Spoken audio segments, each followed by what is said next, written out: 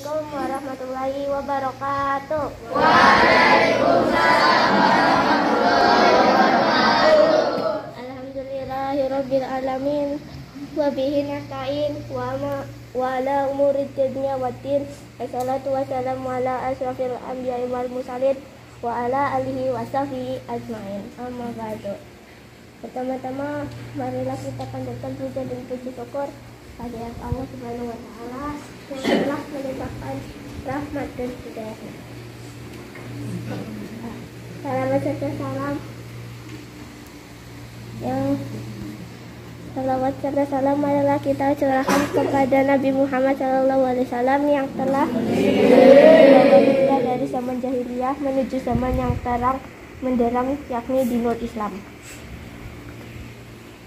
Di sini saya akan membacakan kultum yang bertema 3 hal yang membatalkan pahala puasa. Puasa adalah ibadah yang dilakukan seorang muslim dengan menahan hawa nafsu, lapar, dahaga, dan segala yang membatalkannya, mulai dari terbit fajar hingga terbenamnya matahari. Selain menjaga diri dari hal yang membatalkan saum, kita juga harus menjaga diri dari segala perbuatan maksiat. Sebab perbuatan maksiat bisa jadi tidak membatalkan saum, tapi justru membatalkan atau menghilangkan ibadah Ramadan kita. Hal ini sebagaimana hadis Rasulullah SAW yang artinya betapa banyak orang yang berpuasa namun dia tidak mendapatkan sesuatu dari puasanya kecuali rasa lapar dan dahaga. Hadis riwayat An-Nasa'i. Dari hadis tersebut jelas banyak orang yang berhasil menahan diri dari yang membatalkan saum. Mereka merasakan lapar dan dahaga, tapi tidak mendapatkan pahala. Artinya masih banyak orang yang saum, tapi tetap melakukan maksiat kebaikan dari ibadah tersebut. Lalu apa saja yang bisa menghilangkan pahala saum seseorang? 3 hal yang membatalkan pahala puasa berikut ini. Mengutip dari kitab Al-Faidul Muqtasid antara lain menggunjing orang lain atau gibah, mengadu domba dan berbohong. Mereka yang melakukan hal-hal tersebut saat saum Ramadan tidak mendapatkan pahala, justru memanen dosa dari perbuatannya. Hal ini berdasarkan hadis Rasulullah SAW yang artinya 5 hal yang bisa membatalkan pahala orang berpuasa: membicarakan orang lain, mengadu domba, berbohong, melihat dengan syahwat, dan sumpah palsu. Hadis riwayat Ad-Dailami. Yang kedua, saum tapi riya atau ingin dipuji orang lain.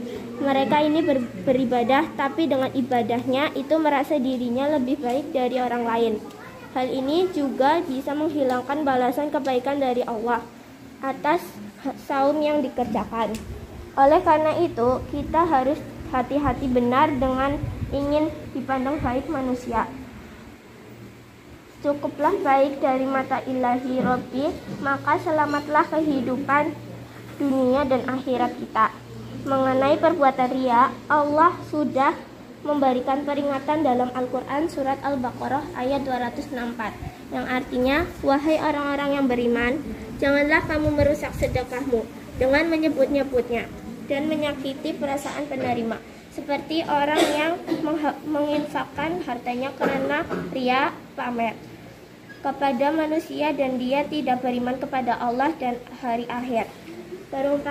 Perumpamaannya orang itu seperti batu yang licin yang di atasnya ada debu. Kemudian batu itu ditimpa hujan lebih, maka tinggallah batu itu licin lagi. Mereka tidak memperoleh sesuatu apapun dari apa yang mereka kerjakan, dan Allah tidak memberikan petunjuk kepada orang-orang kafir. Yang ketiga, waktu membaca Al-Quran di bulan Ramadan. Hikmah. Lalu apa saja hikmah yang bisa kita tempuh di bulan Ramadan? Secara umum hikmahnya itu ada 5, antara lain: pertama, puasa untuk meningkatkan ketakwaan kepada Allah. Kedua, sebagai bentuk latihan untuk mengontrol segala hawa nafsu, tak hanya makan dan minum. Ketiga, di bulan puasa kita dituntut untuk mampu melakukan yang terbaik setiap harinya. Keempat, dengan merasakan lapar dan minum, kita dilatih untuk berempati, serta peka terhadap orang yang kurang beruntung. Kemudian kelima, hikmah puasa yakni menyadarkan kita untuk terus berusaha dekat. Sekian dari saya. Bila ada kesalahan, saya minta maaf. Fastabiqul khair. Assalamualaikum warahmatullahi wabarakatuh.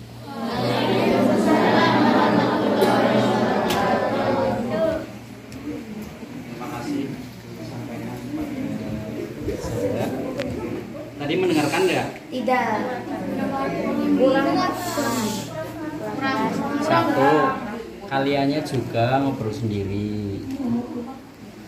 Ya, udah tahu suaranya kurang keras, kaliannya tambah ngobrol. Kebiak. Intinya tadi yang disampaikan bahwa ada orang-orang yang puasa hanya mendapatkan rasa haus dan lapar. Pahala puasanya hilang. Di antaranya orang apa? Orang yang tidak bisa menjaga lisannya. Juga orang-orang yang puasa tapi tetap maksiat. Misal puasa tapi ngomongin puasa tapi misal lagi ganggu orang, main petasan, misal lagi orang pada istirahat, kalian main petasan. Itu contoh-contoh kecil ya, yang mungkin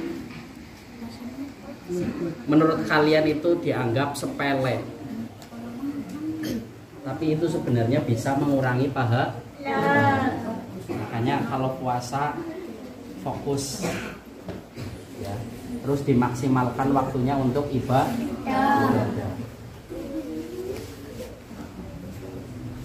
Bisa dipahami? Mungkin ada tambahan dari Ustaz Fatullah. Untuk besok ada yang sudah siap?